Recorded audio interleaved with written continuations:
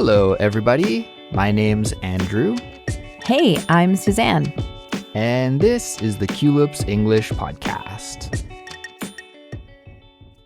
Welcome back to Culips. You're listening to Simplified Speech, the Culips series, which features clear, natural, and easy to understand English conversations about interesting topics. Today, I am joined by my trusty co-host, Suzanne. Hello, Suzanne. Hello, Andrew. Hey, guys. Good to be here. So, Suzanne, as I think you know, and probably many of our listeners know this as well, because I've talked about it a lot on Culips over the last few months, my wife and I are getting ready to move to a new house and a new neighborhood pretty soon. And to be honest, probably by the time this episode's out, we might have already moved to our new house and our new neighborhood. So lately, I've just been all about houses and their designs. It's been on my mind nearly 24/7. And since it's on my mind so much, I thought it could be cool if we chat about our homes and what they're like and how we enjoy spending our time in them in this episode today. What do you think about that idea? I love that idea. That is a great topic. I'm always curious to hear about people's homes and how they make them their own, how they decorate and design their homes. I love watching renovation shows, let me tell you. Suzanne, do you remember that show Cribs, MTV Cribs? Oh my gosh. It's got to be about 20 years old, but I always loved that show.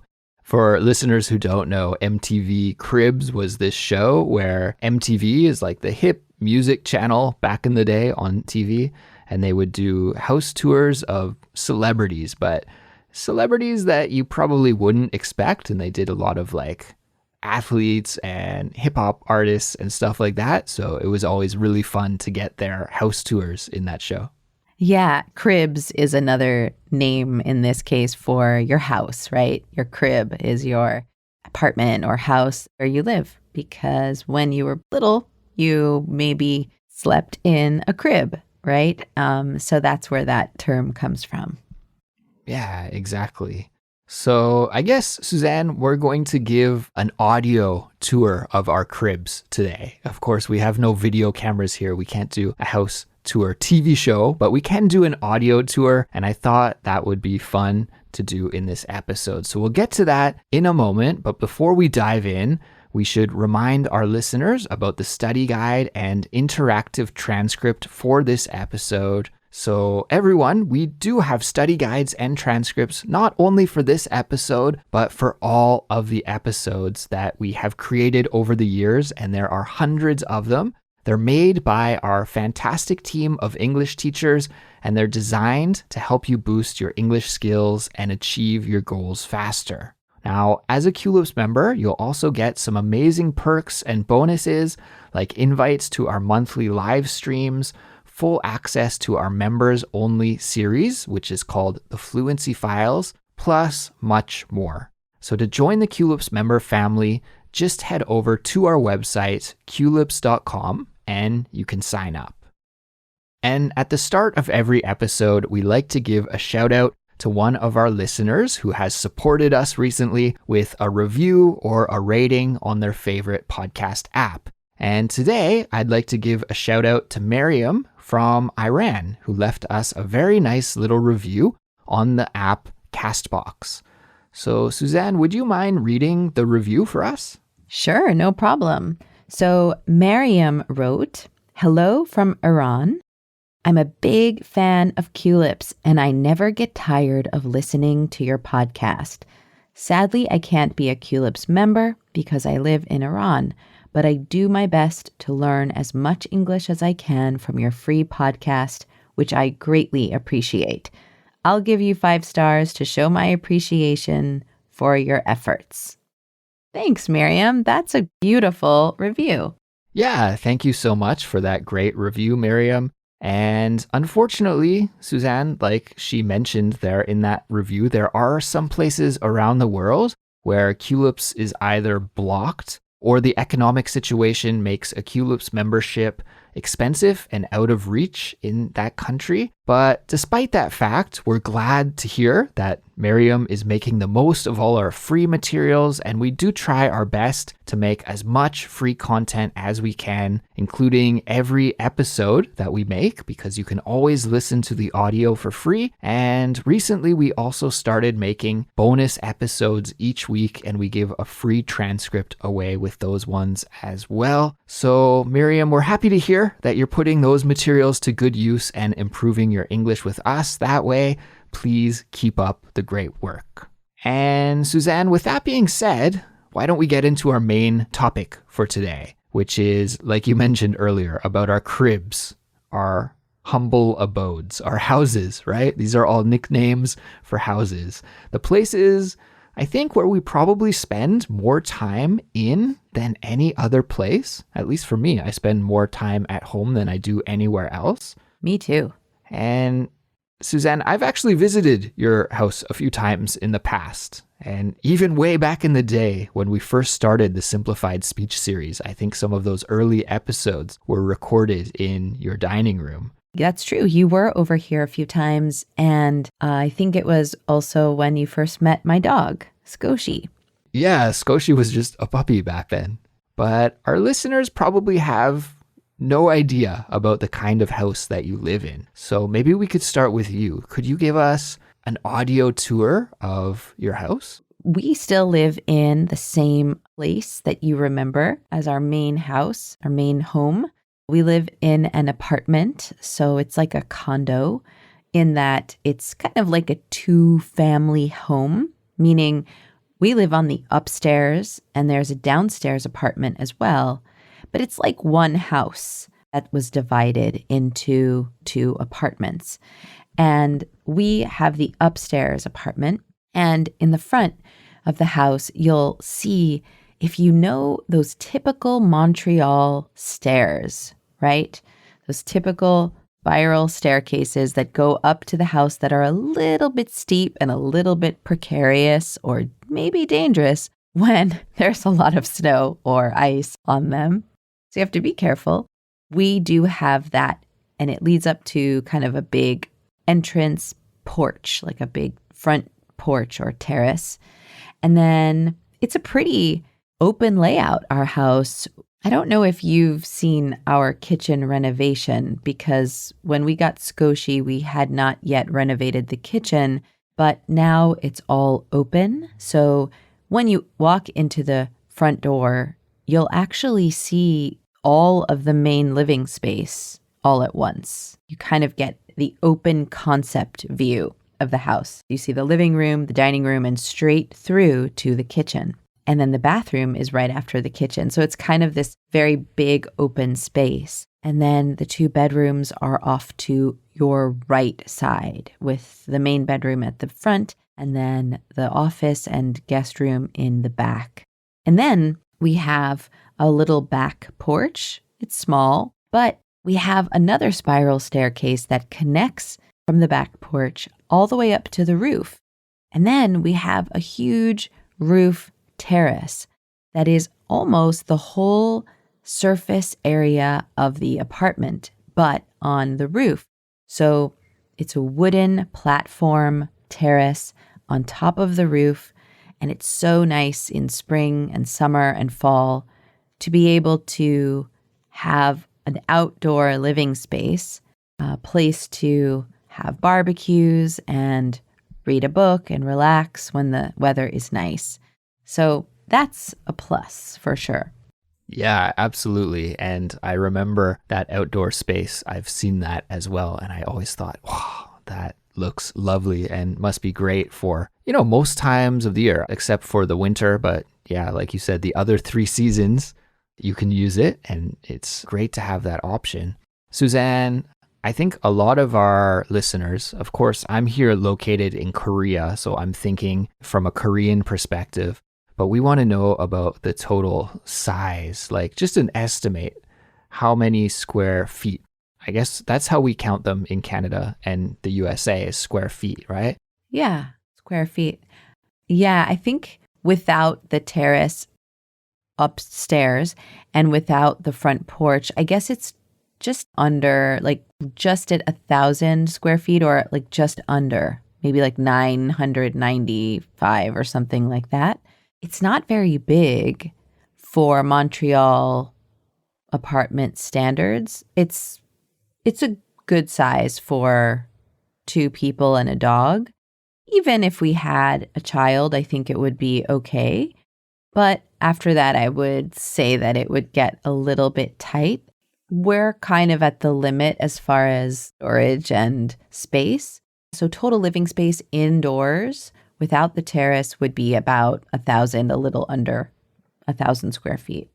Yeah, I think that's a good size for two people and a dog. Like you said, not too small, not too big. And, it was funny. I was talking with some of my students recently about Canadian houses, and they said, wow, Canadian houses are so big. That's amazing, because here in Korea, we do tend to live on the small side. And I said, well, it's not always a good thing. Like, if you have a big house, a couple thousand square feet or larger even, that's a lot of upkeep and a lot of cleaning and maintenance for the yard and garden that you have to do. So it's all about trying to find that balance between, you don't want to feel cramped or like you have too little space, but you also don't want to have too much space. I think. I mean, some people might like to flex and just have a big home, and that's fine, but not me, not really. Yeah. A lot of friends of mine and women friends will say that about handbags.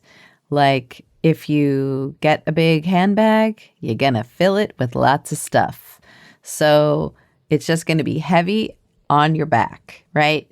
If you have the space, you're going to fill it with stuff. So sometimes it's nice to have a pared down, maybe smaller space so that you can make it more minimal in your living.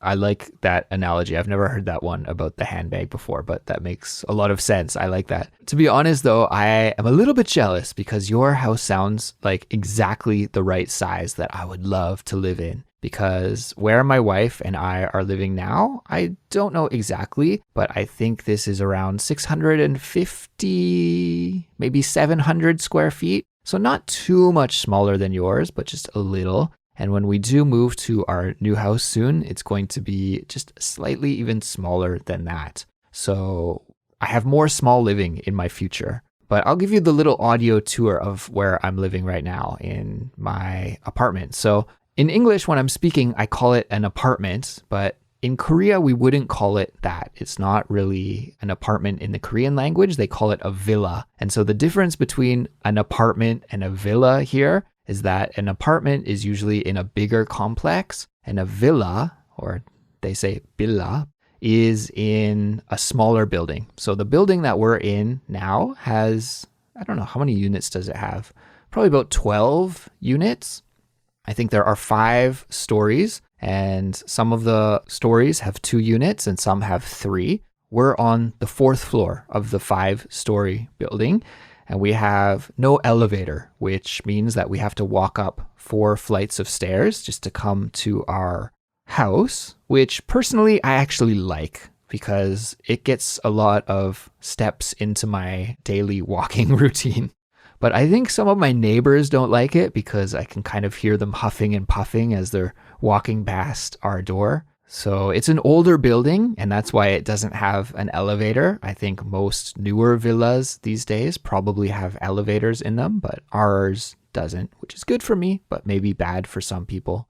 But yeah, when you get to our unit itself, you can come in the front door and immediately you are facing the Culips studio. So this little room that I'm recording in right now, I nicknamed the Culips studio, and my wife nicknames the man cave because it's kind of my zone. So it's half computer room and half closet. Like, Suzanne, you can see behind me right now. Unfortunately, our listeners can't, but behind me is my coat closet.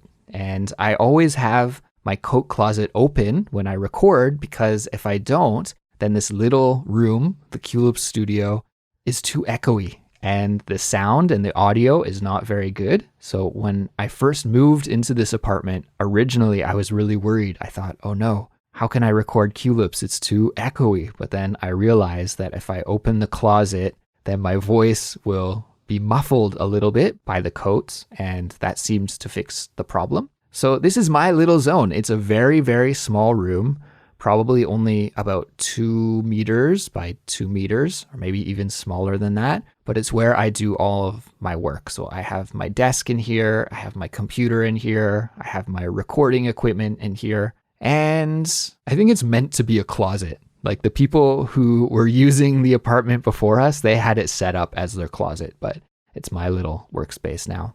I feel like so many closets have become studios these days, so that tracks.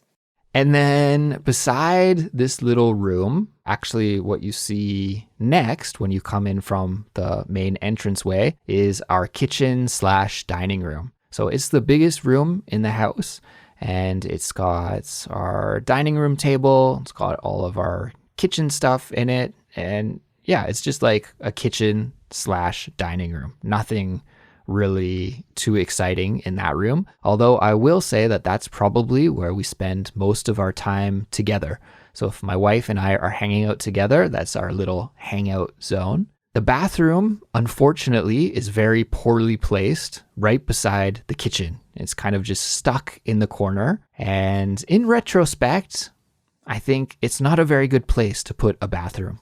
Do you agree with that? Same. We have the same situation and totally agree. Yeah, and another thing that's unfortunate about our bathroom is it has no window. So there's no way to ventilate the space at all, which is really unfortunate because, I didn't know this moving in. We couldn't tell moving in.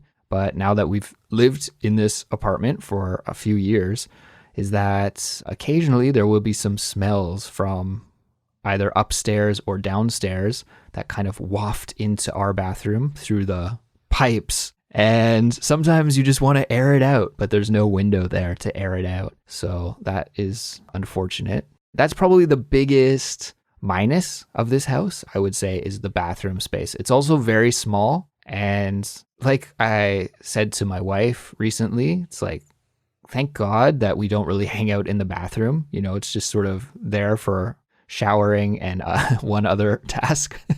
and that's kind of it, because otherwise it could be pretty uncomfortable. But since we don't use it that much, just for the necessities, I think it's all right. So there's the little bathroom in the corner off of the kitchen. And then the only other room we have is our main bedroom. It's just a 1-bedroom place. And that is also where my wife has her home office set up. So it's kind of bedroom / home office. And yeah, she spends her time working in there. I spend my time working in here, and we meet in the middle in the dining room to hang out. And then we have a veranda as well, which is nice. And my wife's got all of her plants out there. It's also our kind of laundry room area. We've got our washer and dryer out there, and it's also a storage space. But yeah, so it's good. It works. But I do wish that we had like that little bit of extra space. Maybe for a living room would be nice. We don't have any outdoor space like you do, but thankfully in our new house that we're going to be moving to, although technically our house space is decreasing a little bit, we are getting a yard. So we'll have a lot more outside space. So I think that'll even things out and make it much, much more open and better overall, I think. Yeah. That's a game changer when you have outdoor space. It definitely changes the morale, just being able to step outside and be in nature for a minute, even if it's just the backyard. Yeah, absolutely. I'm looking forward to that yard a lot. That's like the biggest thing that I'm looking forward to. So Suzanne, I told you something bad about my place, and that is the bathroom and the no window in the bathroom and the poor location of the bathroom. But I don't want to go into negatives. Let's not be negative. Let's think about positives. What do you think is the best thing about your house? What is your favorite thing? Well, we did renovate our kitchen in 2017, and I'll tell you, it's great. We got to design it. We got to work with the designer and the contractor, and that was really great. So that for sure is something wonderful in the house. I also would say that the terrace upstairs. Like, I think renovating the kitchen and the terrace upstairs both add a lot of value to our apartment as well for resale purposes. And we fixed up the terrace. We've actually redone it over the last couple years. And now we have like lights up there. We have like new furniture. So it's like really an oasis up there. Yeah, I would say those two are the top things. I would also say that maybe the location where we live, our neighborhood, is a really great neighborhood. It has been up and coming for a while, and now it's really like a desired place. Like, it's hard to find apartments. It's easy to sell an apartment in our area because people are just gobbling them up. It's very much like a desired place. And what's great about that too is that so many stores and fun things have been popping up around, great restaurants. So it's fun to live in this neighborhood. It was always a nice neighborhood, but maybe it wasn't that kind of up and coming neighborhood, or I don't know exactly what to say. Maybe it wasn't that kind of it neighborhood when you first moved there, but then you get to see it build and see it grow and become like this kind of hot place, right? That's what people in Korea say when a neighborhood is really happening. They say, oh, it's a hot place. And I agree. You can see that develop. Is kind of cool to be there all along. Yeah. So I think to sum up, the main three things that I love about this apartment are the terrace, the renovated, cool kitchen, and our location. Yeah, they always say when you're talking about real estate, location, location, location, right? It doesn't really matter what kind of home you own. It doesn't matter what condition it's in. If the location is good, then the home is good. And I think there's a lot to that. For me, what would I say is the best? Well, I don't want to be too negative, but I don't think my home is like anything to write home about. It's not fantastic, but I would say what I like is like this is the first place where my wife and I have lived together in. This is like our first home after getting married. So it really reflects both of our tastes, which is cool. Before getting married, I lived alone for so many years and I really lived kind of like a bachelor, right?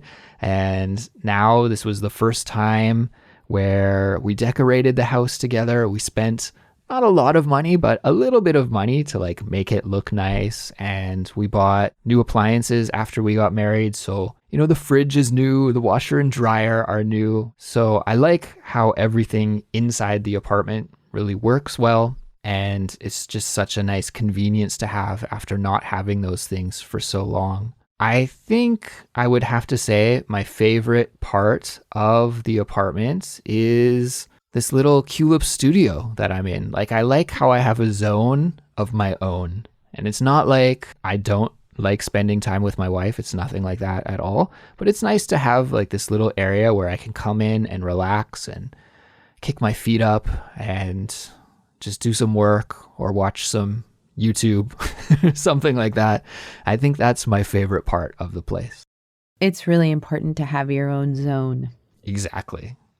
So, Sue, I'm going to put you on the spot here. And if you don't have a good answer that comes to mind right away, that is okay. But I think I just kind of gave away the answer to this question that I'm going to ask you in my previous answer, because I wanted to ask you if you had like a good memory, something that you've experienced in your home that you could share with us. And I guess for me, that answer would be like moving into this place together with my wife for the first time after getting married and kind of turning this apartment into a place of our own. That's like a really good memory that I'll always have. What about you? Do you have something that's like similar in your apartment? Also, this is the first place that we lived together. Wow, that's wild. You've only lived in the one place in Montreal. Me, yeah. So Olivier's lived in two other places, which I would visit when we were long distance, but then he bought this apartment. I moved around so much in Montreal. I lived in like 4 different places in 5 years. So that's awesome that you've been so stable. Yeah. I think when you're renting too, I don't know if you owned here, but when he was renting, it was definitely like moving around more. But then when we bought this place, we really put down roots, wanted to renovate. We've had so many celebrations here too, and really gone through some hard stuff, but like really come out the other side. Like a lot of life events happened in this apartment. So yeah, and I think this year it will be 11 years that Olivier is in this house and 10 years that I'm in this house. So it's a big milestone. Yeah, that's awesome. Congratulations to the both of you. That's really mind-blowing to me that you've been in that same location the whole time that you were in Montreal. I didn't realize that, but that's great. I guess over all of that time, you would really set down some roots, right? That's amazing. For sure. And see the neighborhood change, right?